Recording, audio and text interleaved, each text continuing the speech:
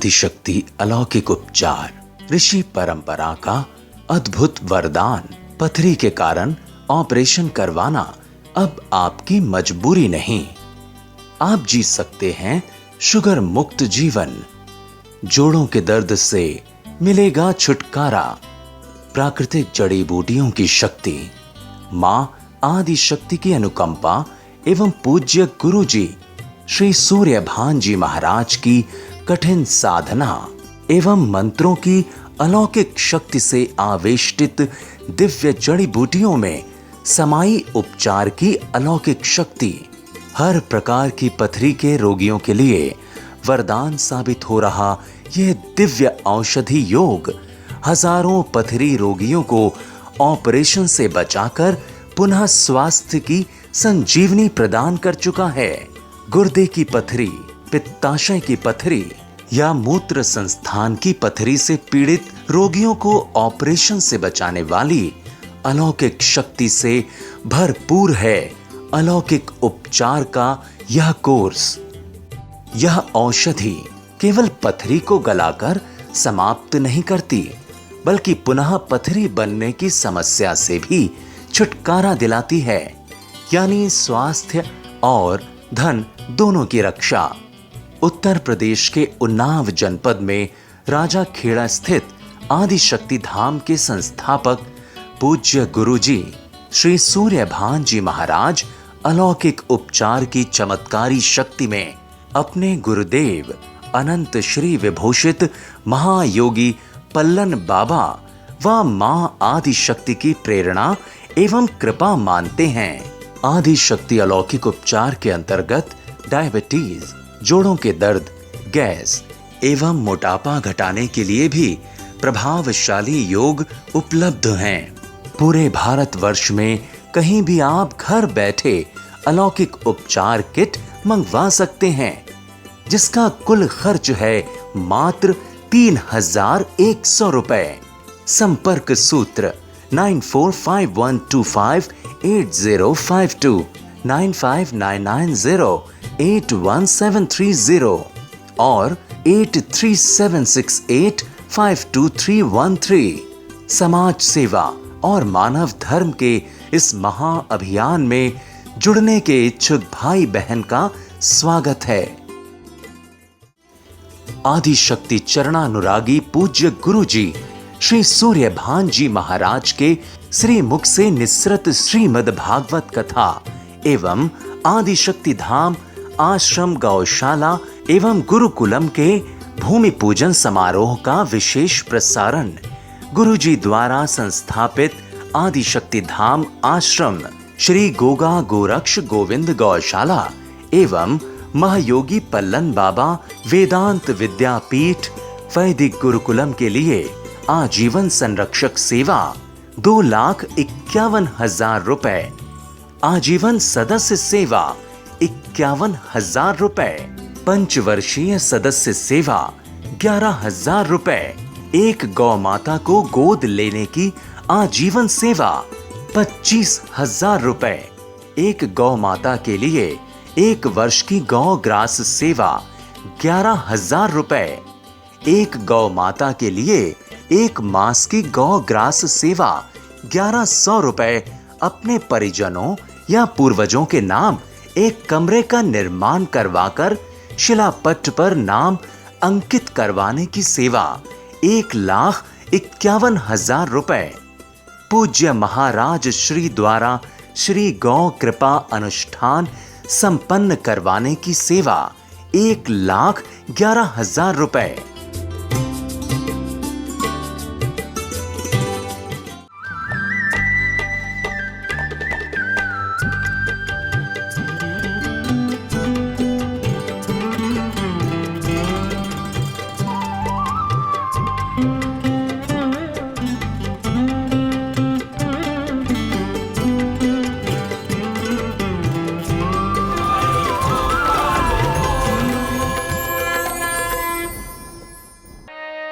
सिर पर हाथ रख कर रोते हो यार। बच्चे नालायक निकल गए, बच्चे थोड़े ही नालायक निकल गए, पहले तुम नालायक निकल गए। जो 33 कोटि देवी देवताओं की माता है, उस गौ माता को तुमने कितनी नालायकी के साथ, कितने तिरस्कार के साथ, कितनी बेइज्जती के साथ उसके साथ बर्ताव किया है। और तुम सोचते हो कि तुम्हारे साथ अच्छा बर्ताव हो जाएगा, तुम इस संसार में स्वर्ग में रहोगे। नहीं, तुम यहां भी नरक में रहोगे और वहां भी नरक में रहोगे। ध्यान रखना।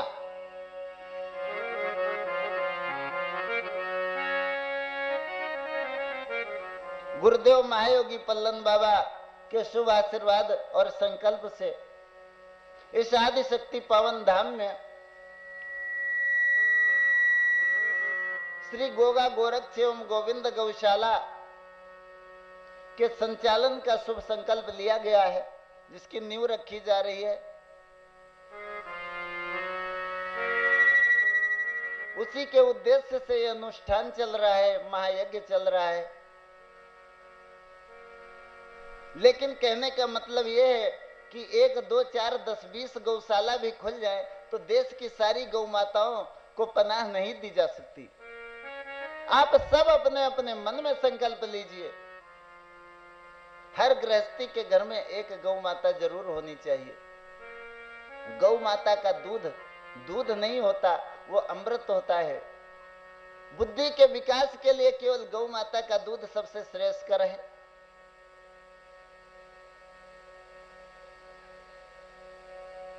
नाना प्रकार की औषधियां बनाई जाती हैं, दवाएं बनाई जाती हैं। अगर कोई व्यक्ति मेंटल हो जाए, पागल हो जाए, दौरे पड़ने लगे, तो उसकी औषधि बनाने के लिए आयुर्वेद में जो साधन बतलाए गए हैं, उसमें गौ माता के दूध का और घी का ही प्रयोग होता है, दूसरा घी नहीं लग सकता। भैंस का घी तो बुद्धि को और खराब करता है, शरीर को जरूर मजबूत करता है, लेकिन बुद्धि को भ्रष्ट करता है। गौ माता का घी जो है वो बुद्धि को तीव्र करता है। अगर मेरी बात का परीक्षण करना चाहते हो तो अपने बच्चों को पैदाइश से ही माँ के दूध के अलावा दूसरे जानवर का दूध मत पिलाना, केवल गौ माता का दूध पिलाना जब तक पीता है, और उसके बाद आगे चल करके उसके संस्कार मुझे बतलाना। वो समाज में सबसे अलग होगा, उसकी बुद्धि का विकास अलग होगा।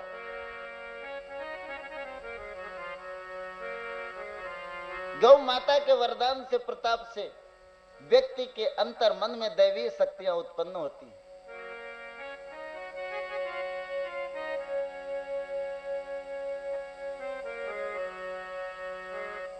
आज उस खीर के प्रसाद को लेकर के ग्रहण करके महाराज दशरथ ने अपने तीनों रानियों में बांट दिया है।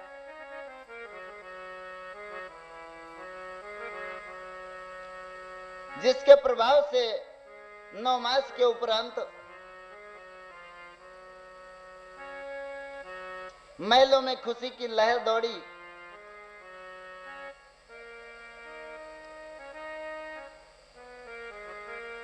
राम, लक्ष्मण, भरत और शत्रुघ्न का अवतार होता है।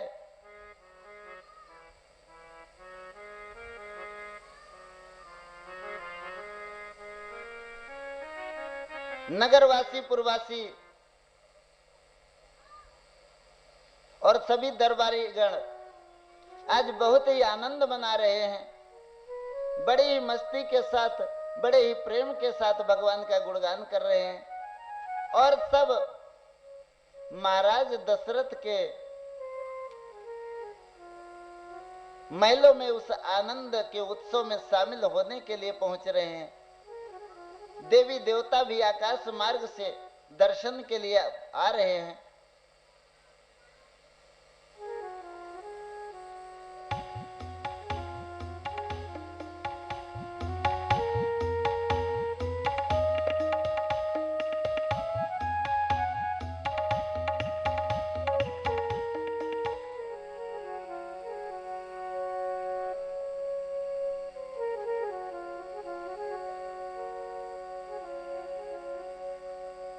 नगर वधुएं नाना प्रकार के गीत गा गा करके परमात्मा के जन्म का उत्सव मना रही हैं।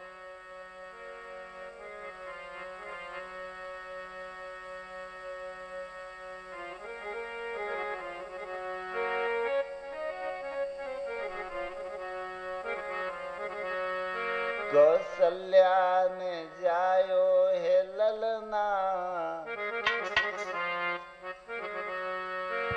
कौशल्या ने जायो है ललना, बधाई बाजी अंगना में।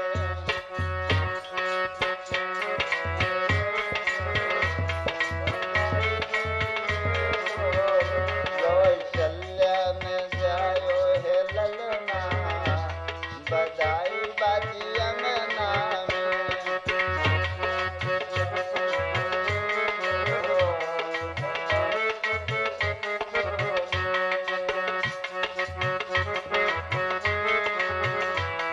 सभी लोग तालियों के साथ एक बार जोर से तालियों की ताल देते रहे। भगवान के जन्म की खुशी नहीं हो रही आप लोगों को?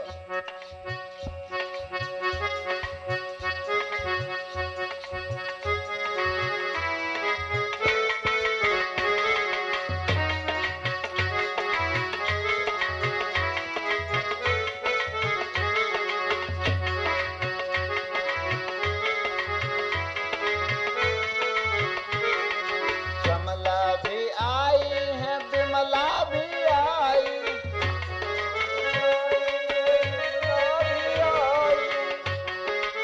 कौशल्या, सुमित्रा और कैकेयी की सभी सहेलियां और नगर वधुएं सब पहुंच रही हैं महलों में बधाई गाने के लिए। कमला भी आई है, विमला भी आई,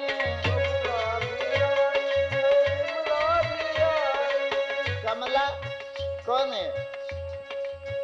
अरे लक्ष्मीपति की धर्म पत्नी लक्ष्मी जी का एक नाम कमला भी है।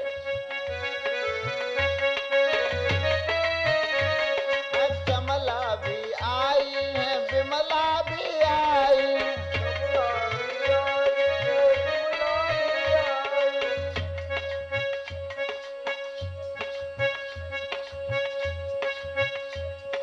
सबने सजायो है अंगना, बधाई बाजी अंगना में। सबने सजायो है अंगना, बधाई बाजी अंगना में।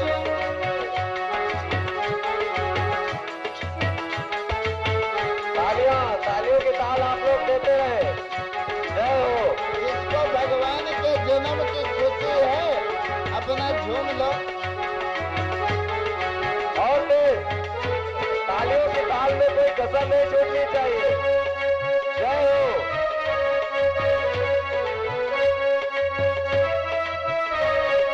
कमला भी आई है, विमला भी आई, कमला भी आई है, विमला भी आई, सबने सजायो है अंगना, जय हो। बधाई बाजी अंगना में। सबने सजायो है अंगना, बधाई बाजी अंगना में।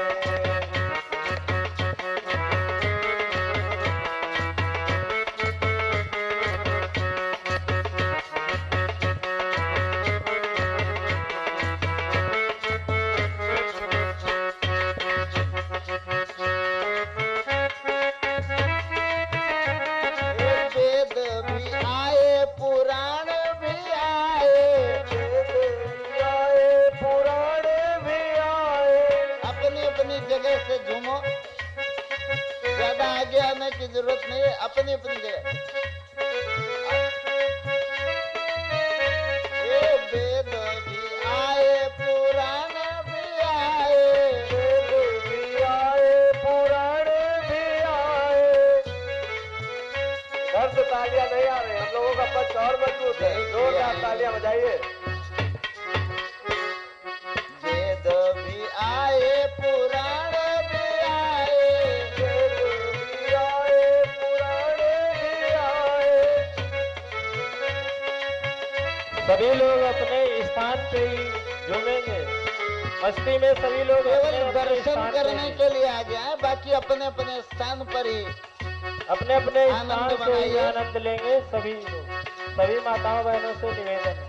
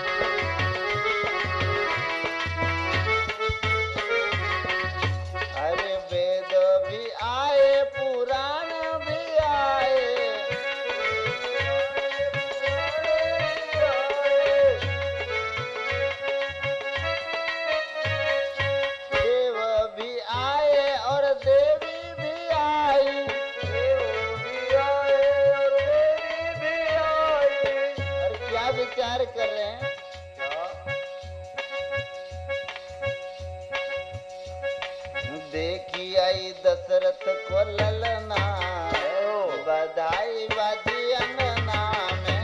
चलो देखी आई दशरथ के ललना, बधाई बाजी अंगना में।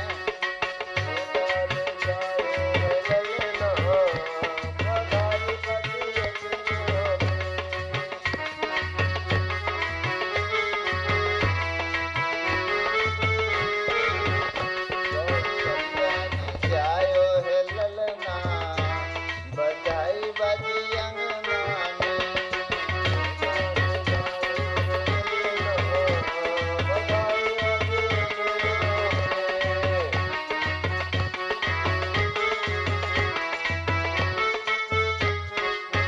अरे ज्ञानी भी आए हैं, ध्यानी भी आए, ज्ञानी भी आए हैं, ध्यानी भी आए।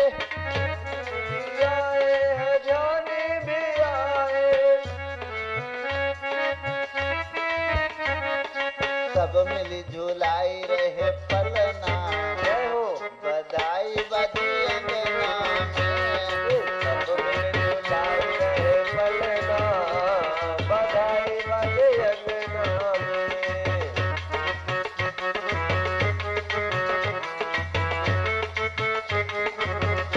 चलो देखी आई दशरथ के ललना, बधाई बाजी अंगना में। देखी आई दशरथ के ललना, बधाई बाजी अंगना में।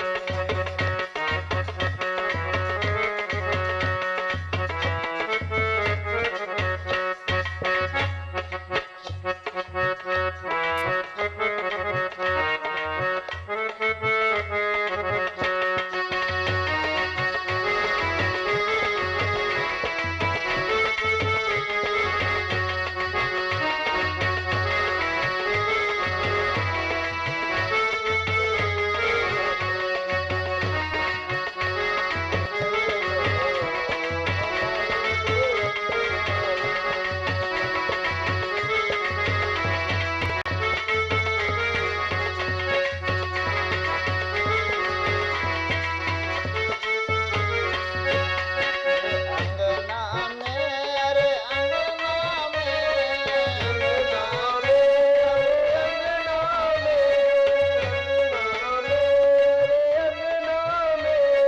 अंगना में, हरि अंगना में।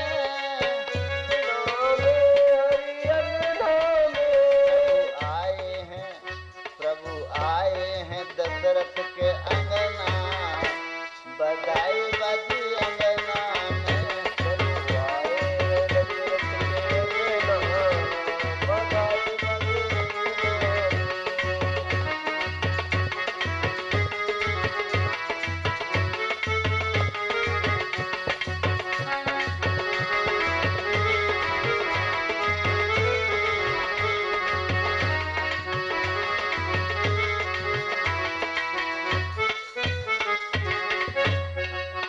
प्रेम से बोलिए आनंद कंद भगवान की जय हो।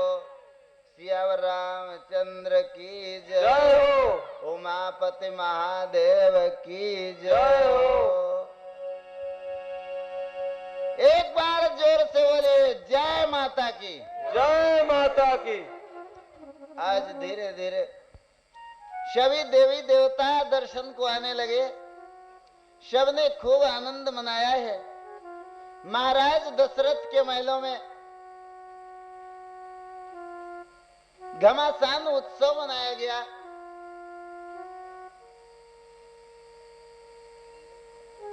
प्रजागणों में बहुत नेक निछावर हुआ है। कोई भी गरीब नहीं रहना चाहिए। महाराज दशरथ ने ऐसा फरमान जारी किया। प्रजागणों में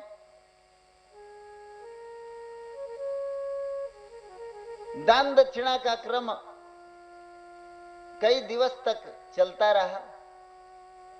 हीरे मोती माणिक पन्ने लुटाए गए।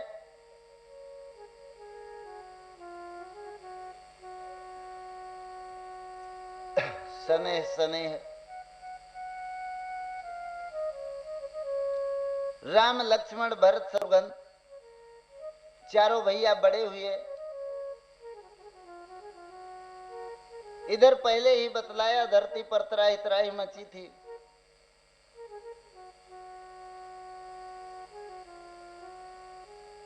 वेदों का शास्त्रों का तिरस्कार हो रहा था, संतों का अपमान हो रहा था। दैत्य लोग महात्माओं को यज्ञ हवन नहीं करने दे रहे थे, विघ्न उत्पन्न करते थे।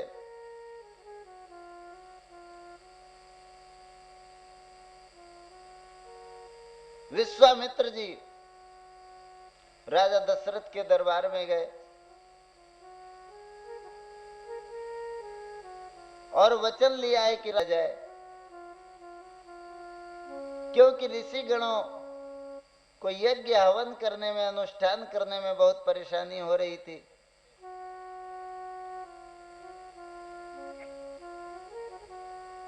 आज अपनी छाती पर पत्थर रख करके महाराज दशरथ ने राम और लक्ष्मण दोनों भाइयों को विश्वामित्र जी के साथ भेजा है।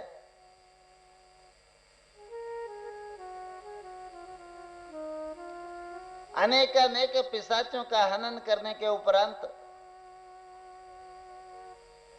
ऋषि मुनियों को निर्भर करके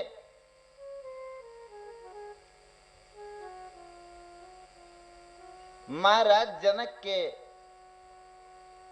धनुष यज्ञ में शामिल हुए राम और लक्ष्मण।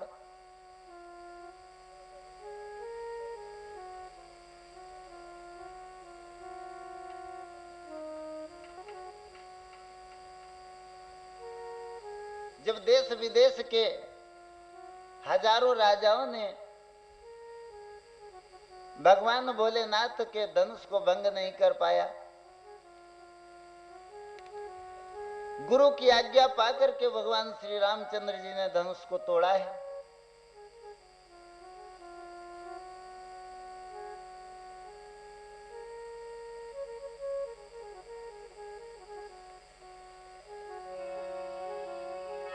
एक बड़ी सुंदर चौपाई आती है श्री रामचरितमानस के अंदर, गोस्वामी जी ने लिखा है,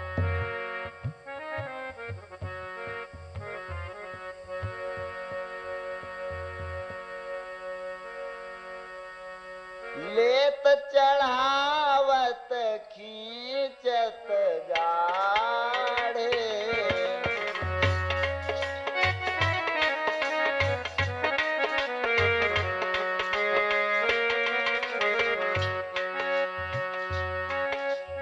लेत चढ़ावत खींचत गाढ़े,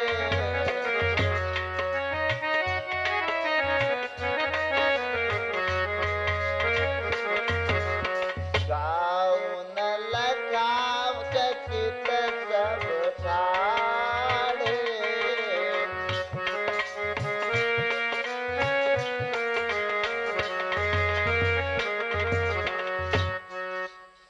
लेत चढ़ावत खींचत गाढ़े, गाउन लखा चकित सब ठाढ़े।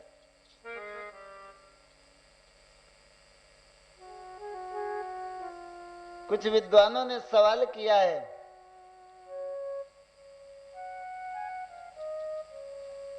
कि धनुष तो रखा हुआ था,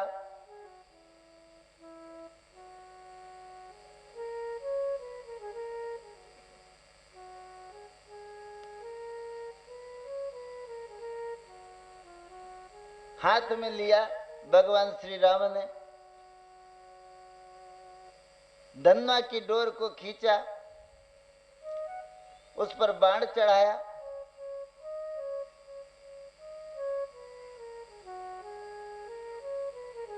अब सवाल है यहां चढ़ाने की बात कहां से आ गई, क्योंकि बाण थोड़ी चलाना था, धनुष को तोड़ना था। चढ़ाया तो तब जाता है धनुष के ऊपर बाण जब कहीं संधान करना होता है, किसी को मारना होता है। यहां बाण का तो कोई काम नहीं था, केवल धनुष का काम था।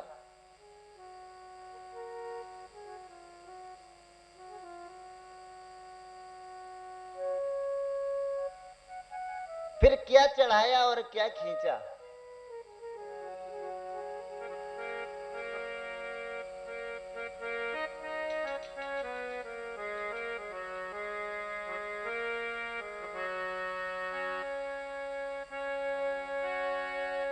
तो गुरुदेव कहते हैं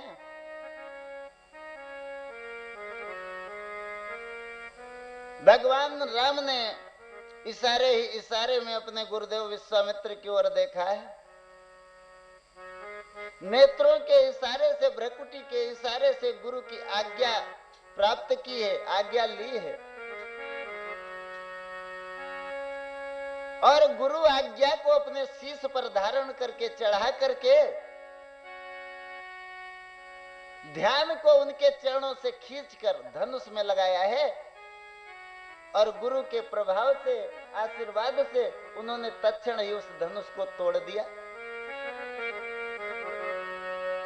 इसीलिए गोस्वामी जी ने लिखा है, लेत चढ़ावत खींचत गाढ़े, क्योंकि ध्यान को जब गुरु के चरणों से हटाया है तो बहुत ही कष्ट हुआ है, बहुत ही कठिनता से गुरु चरणों से ध्यान हटा है।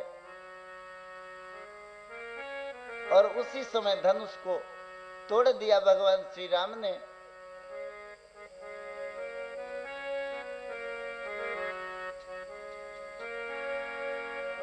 दूसरे विद्वानों ने दूसरी तरह से लिखा,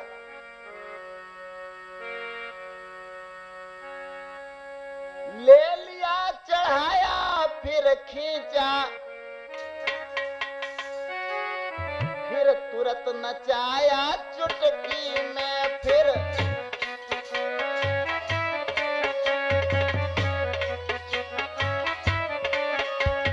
तुरंत नचाया चुटकी में,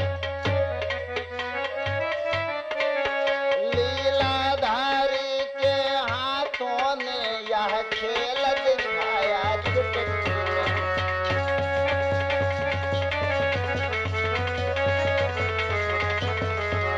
लीलाधारी के हाथों ने यह खेल दिखाया चुटकी में।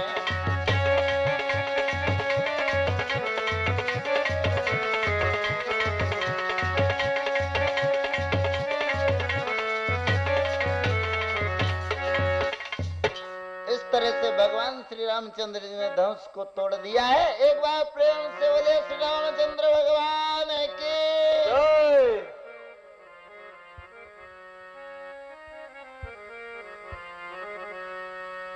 उस सभा में जो वृत्तांत हुआ आपको बहुत विस्तार से मालूम है, यहां पर ज्यादा समय लेने की आवश्यकता नहीं है।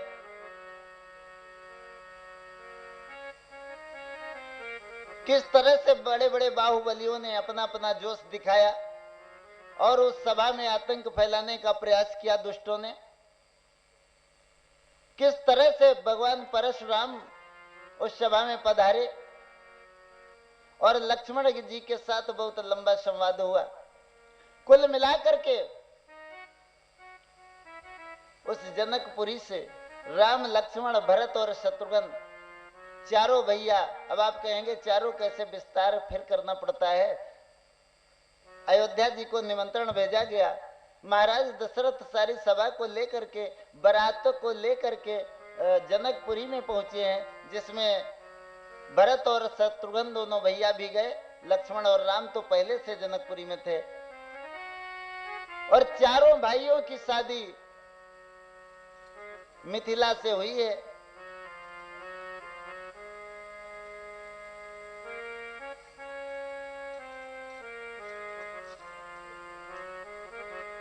महलों में लेकिन ज्यादा दिन नहीं खुशी के साथ में रह पाए गए हैं भगवान राम।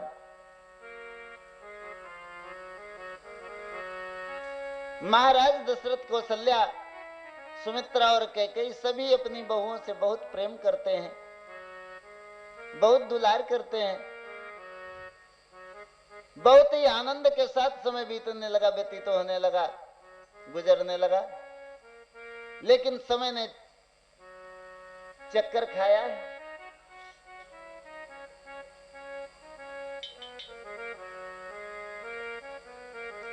महाराज दशरथ विचार करने लगे कि वृद्धावस्था आ चुकी है, अब राम को राज तिलक करके हमें वन गमन करना चाहिए, तपस्या करनी चाहिए, परमात्मा का ध्यान करना चाहिए। इस विचार को गुरुदेव वशिष्ठ के समक्ष रखने के उपरांत जिस समय सभा में और सारी अयोध्या नगरी में समाचार फैला है, दासी मंथरा के माध्यम से परमात्मा की लीला हुई।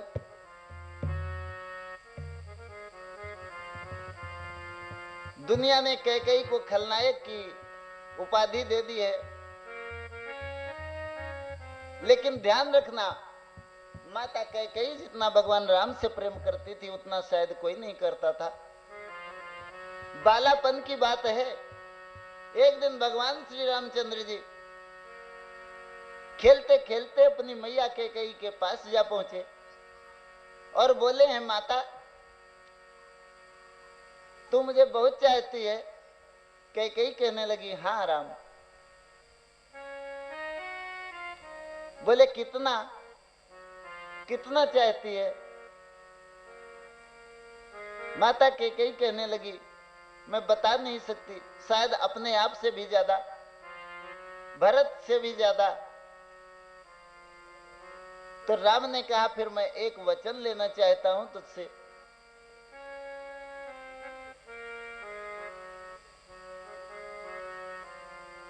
तो मैया ने कहा, एक क्या? तू मेरा जीवन भी मांगेगा तो मैं दे सकती हूं।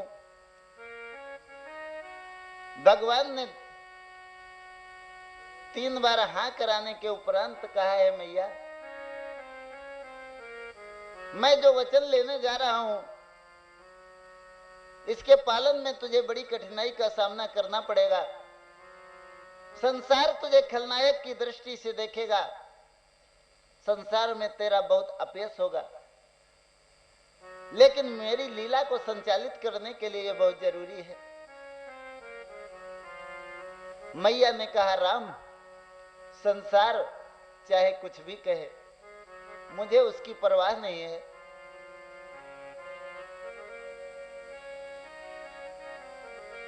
क्योंकि जो सच्चे भक्त होते हैं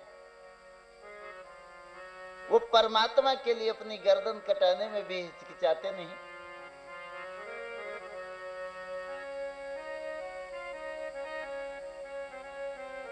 तो राम ने कहा, तुमने पिताजी से 2 वरदान लेने को कहा था और वो वरदान अभी तक बाकी हैं। जिस समय मेरे राज तिलक का नंबर आएगा उस समय तू पिताजी से वो 2 वरदान मांग लेना और मेरे लिए वन गमन, भैया भरत के लिए राजगद्दी मांग लेना। और ध्यान रखना कि ये बात मेरे और तेरे अलावा तीसरे को पता नहीं चलनी चाहिए। परमात्मा राम की उसी वचन को पालन करने के लिए, पूरा करने के लिए माता कैकेयी ने राजा दशरथ से 2 वरदान मांगे।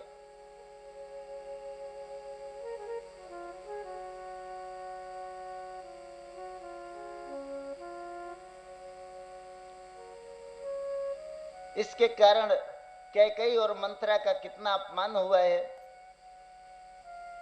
चरित्र कितना खराब हुआ है, ये आप सभी जानते हैं। आज संसार में कोई भी मंथरा और कैकेयी नाम अपनी बिटिया का नहीं रखता है।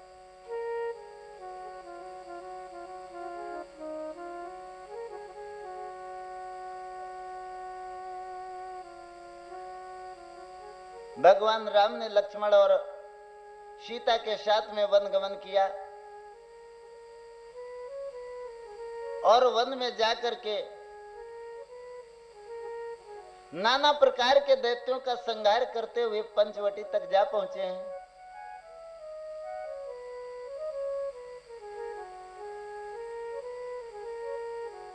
पंचवटी में रहते हुए कुछ दिन व्यतीत हुए।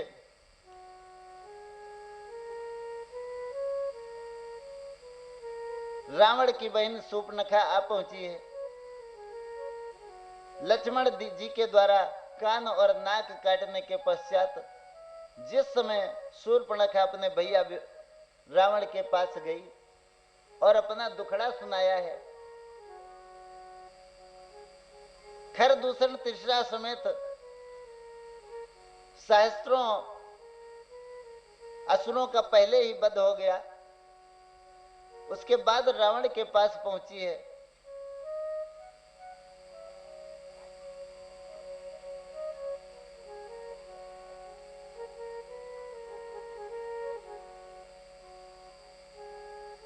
पहले तो रावण ने कुछ समझाया, लेकिन भैया का हृदय अपनी बहन के रुदन को देख करके, उसके क्लेश को, उसके पश्चाताप को देख करके पिघल गया और जोश में आकर के रावण बोला है, हे बहन, तुम निराश न हो।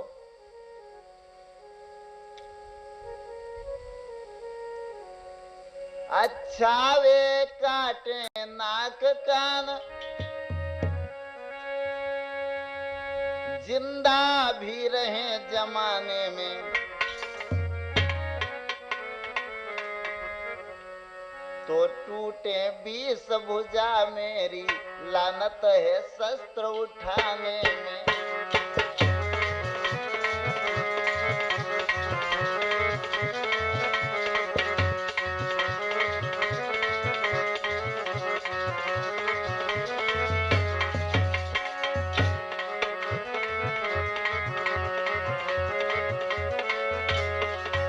तो टूटे 20 भुजा मेरी, लानत है शस्त्र उठाने में।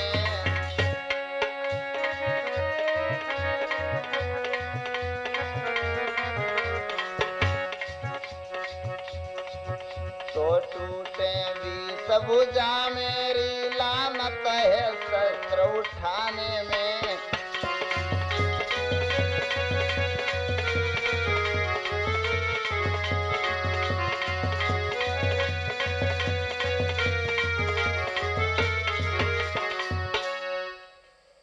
रावण ने अपनी बहन को धीरज बनाया, कहने लगा, तुम कतई चिंता न करो, जब तक ये 20 भुजाएं मौजूद हैं,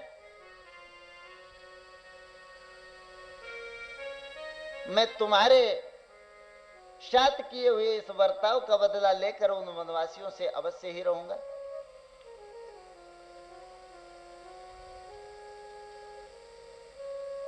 जा करके मामा मारीच से सहायता मांगी है।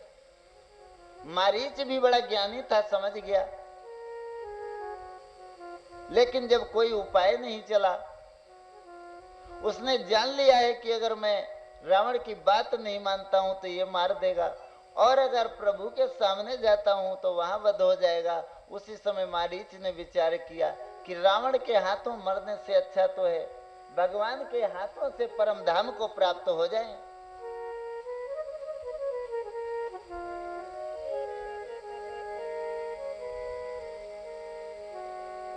कहने लगा, ठीक है भैया,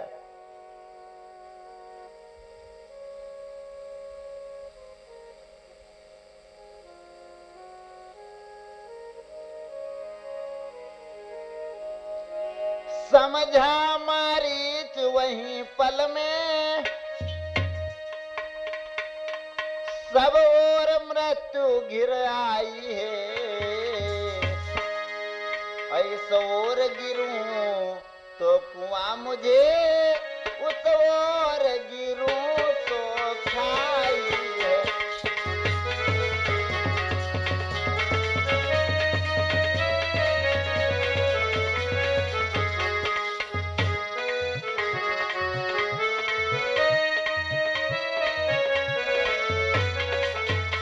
उस और गिरूं तो कुआं मुझे, उस और गिरूं तो खाई है।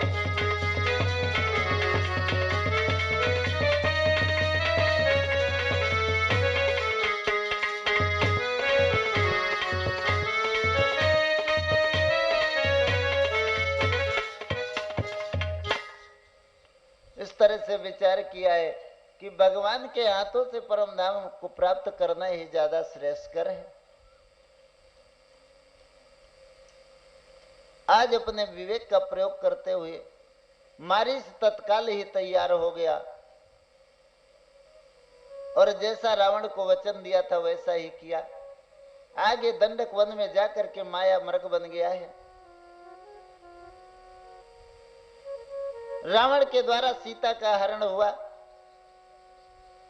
बानर, भालू और रिक्षों की सेना को लेकर के आगे हनुमान जी महाराज की, सुग्रीव जी की मदद से भगवान ने लंका में जाने के लिए सेतुबंध रामेश्वरम की स्थापना की। समुद्र पर पुल बना के समस्त सेना को पार करके लंका में गए।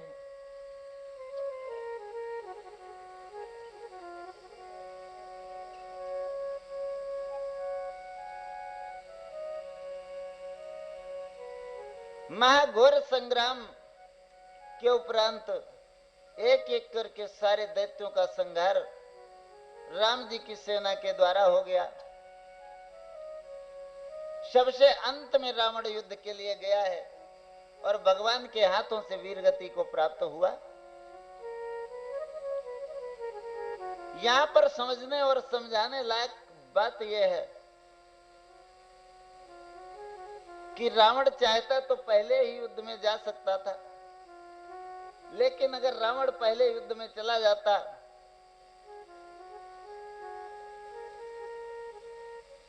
और मारा जाता तो युद्ध वहीं से समाप्त हो जाता, और अगर युद्ध समाप्त हो जाता तो बाकी बहुत सारे निशाचर, बहुत सारे असुर जीवित बच जाते।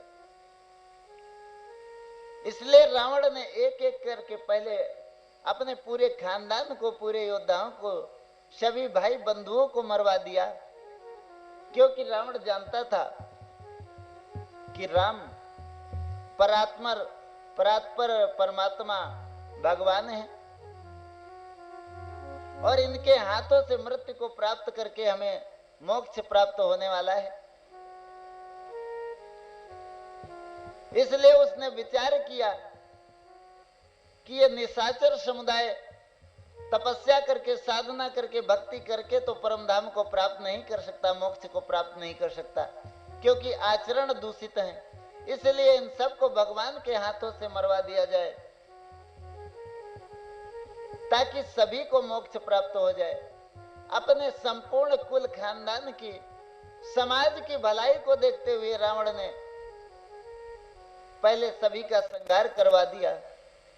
इस तरह का बैर बांधा है भगवान राम से और अंत में स्वयं भी वीर गति को प्राप्त हुआ। जिस समय मृत्यु की सैया पर पड़ा हुआ है रावण, कुछ सांसें शेष हैं।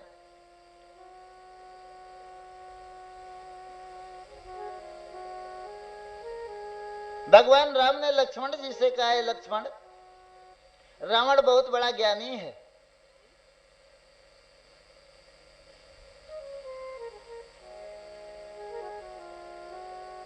और ऐसा ज्ञानी संसार में अब आसानी से पैदा नहीं होगा।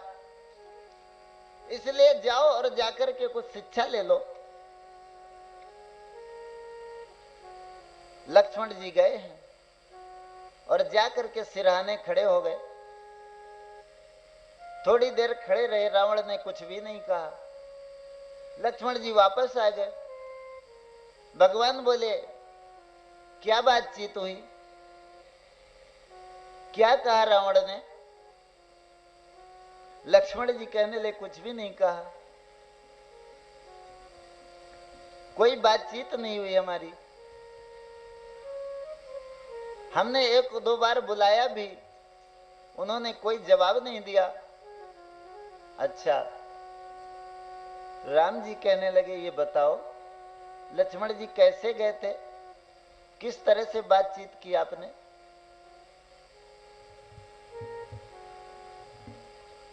तो लक्ष्मण ने बतलाया है। राम जी कहने लगे, ऐसे नहीं, देखो एक बात याद रखो, अगर कुछ चाहिए संसार में, और खास करके जहां ज्ञान की बात आती है, ज्ञान एक ऐसी वस्तु है जो सारे संसार की कीमत लगा देने के पश्चात भी नहीं मिल सकती। ज्ञान को प्राप्त करने के लिए विनम्र होना पड़ता है। विद्या ददात विनयम, ऐसा विद्वानों ने कहा है, शास्त्रों ने कहा है। विद्या प्राप्त करने के लिए, ज्ञान प्राप्त करने के लिए विनम्र होना पड़ता है। तुम जाओ, पैरों की तरफ खड़े हो।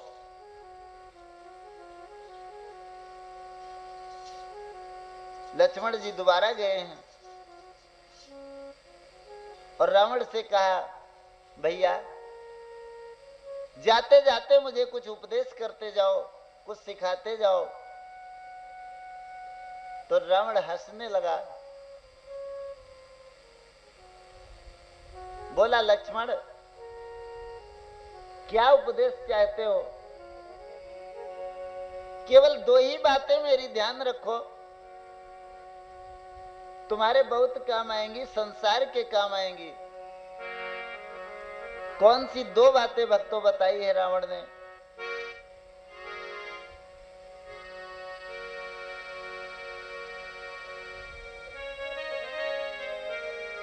अच्छाई में अच्छी न देर कर, उसे डालना ही अच्छा।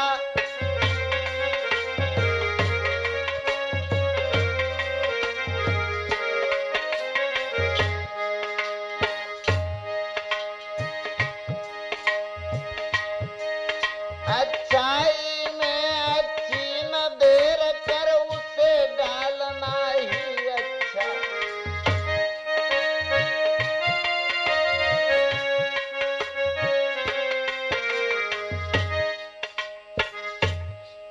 पर बुरी बात को जैसे हो हर तरह टालना ही अच्छा।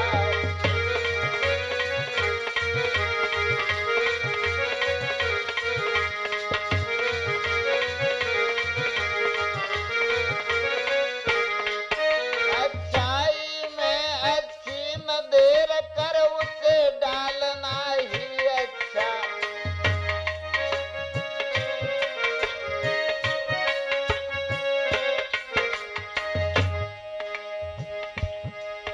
पर बुरी बात को जैसे हो हर तरह टालना ही अच्छा।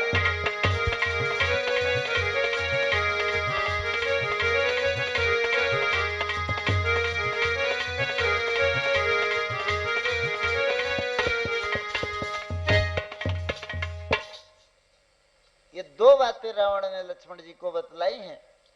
हम सब के लिए बहुत आवश्यक है इन बातों पर अमल करना। ये ध्यान देना कि जिस समय व्यक्ति अपनी मृत्यु शैया पर होता है, उस समय उसके हृदय से बहुत ही सटीक आवाज आती है। चाहे जितना कुकर्मी, पापी, व्यभिचारी, आतंकी, आताताई क्यों ना हो, लेकिन मृत्यु को सम्मुख देख करके सभी बड़े महात्मा हो जाते हैं, क्योंकि जीवन की हकीकत सामने आ जाती है। और जीवन की यही सच्चाई है भक्तों। हम सब की गलती केवल यह है कि सच्चाई को हम उस समय स्वीकार करते हैं, उस समय बतलाते हैं जिस समय उसका कोई प्रयोजन, उसका कोई मूल्य, उसका कोई अर्थ नहीं रह जाता।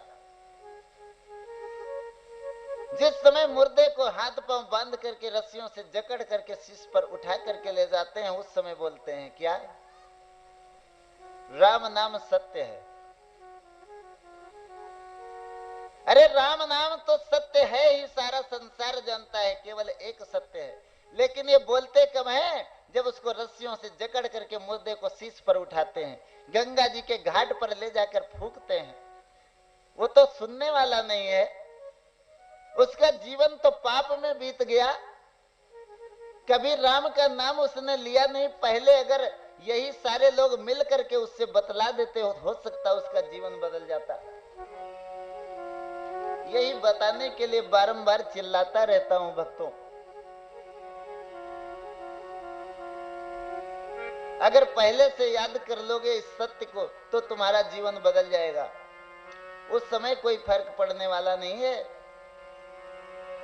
गोविंद हरे गोपाल हरे,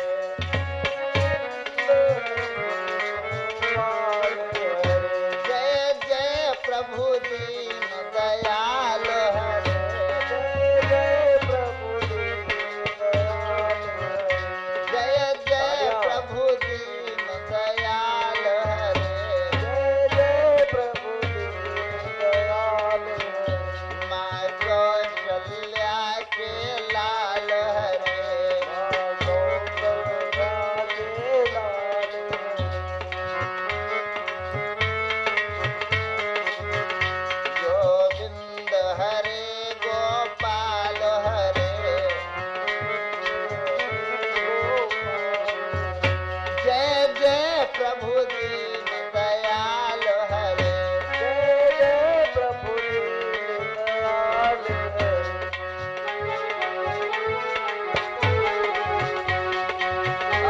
उपचार देते रहे आप लोग।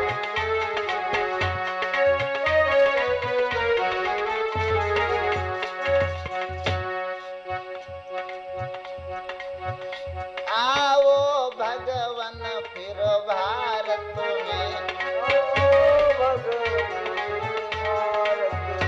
आओ भगवन फिर भारत में,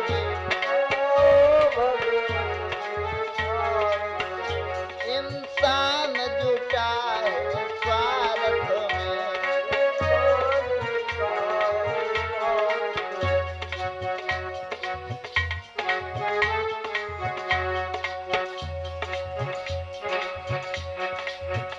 तेरी आस पे जन उच्चार रहे, गोविंद हरे गोपाल हरे, जय जय प्रभु दीन दयाल हरे,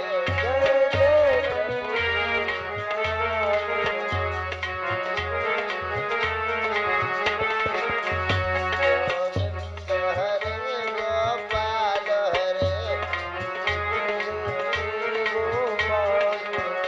जय जय प्रभु दीन दयाल हरे।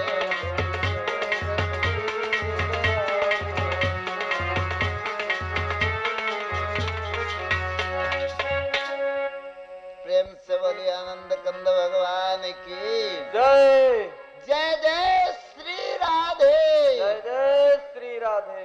बना मन मंदिर आलिशान, तुम्हारे पूजन को भगवान बना मन मंदिर आलीशान, तुम्हारे पूजन को भगवान बना मन मंदिर आलिशान, तुम्हारे पूजन को भगवान बना मन मंदिर आलीशान।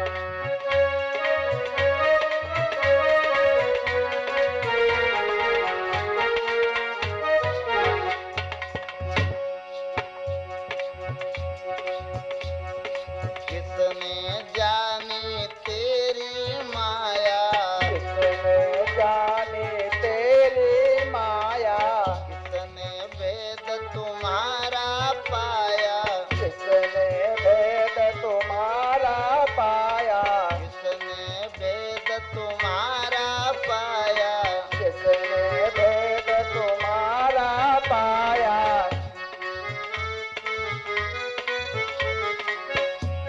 कि हारे ऋषि मुनि कर ध्यान बना मन मंदिर आलिशान, तुम्हारे पूजन को भगवान बना मन मंदिर आलीशान।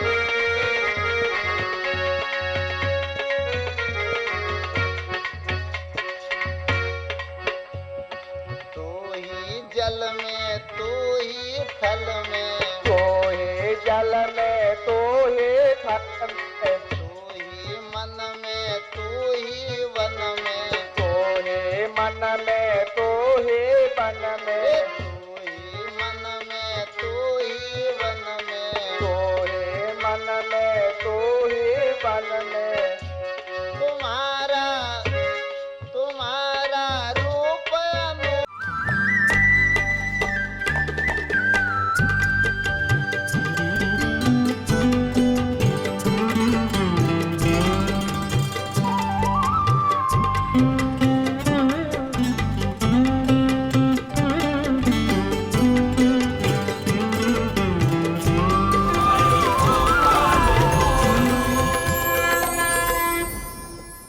आदिशक्ति अलौकिक उपचार ऋषि परंपरा का अद्भुत वरदान पथरी के कारण ऑपरेशन करवाना अब आपकी मजबूरी नहीं। आप जी सकते हैं शुगर मुक्त जीवन। जोड़ों के दर्द से मिलेगा छुटकारा। प्राकृतिक जड़ी बूटियों की शक्ति, मां आदि शक्ति की अनुकंपा एवं पूज्य गुरु जी श्री सूर्यभान जी महाराज की कठिन साधना एवं मंत्रों की अलौकिक शक्ति से आवेष्टित दिव्य जड़ी बूटियों में समाई उपचार की अलौकिक शक्ति हर प्रकार की पथरी के रोगियों के लिए वरदान साबित हो रहा यह दिव्य औषधि योग हजारों पथरी रोगियों को ऑपरेशन से बचाकर पुनः स्वास्थ्य की संजीवनी प्रदान कर चुका है। गुर्दे की पथरी, पित्ताशय की पथरी या मूत्र संस्थान की पथरी से पीड़ित रोगियों को ऑपरेशन से बचाने वाली अलौकिक शक्ति से भरपूर है अलौकिक उपचार का यह कोर्स। यह औषधि केवल पथरी को गलाकर समाप्त नहीं करती, बल्कि पुनः पथरी बनने की समस्या से भी छुटकारा दिलाती है, यानी स्वास्थ्य और धन दोनों की रक्षा।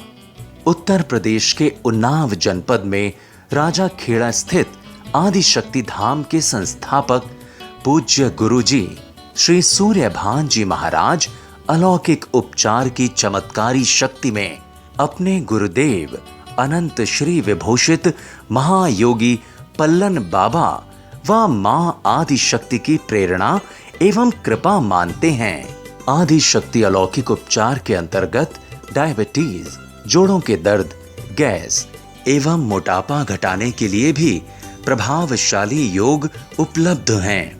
पूरे भारतवर्ष में कहीं भी आप घर बैठे अलौकिक उपचार किट मंगवा सकते हैं, जिसका कुल खर्च है मात्र 3,100 रुपए।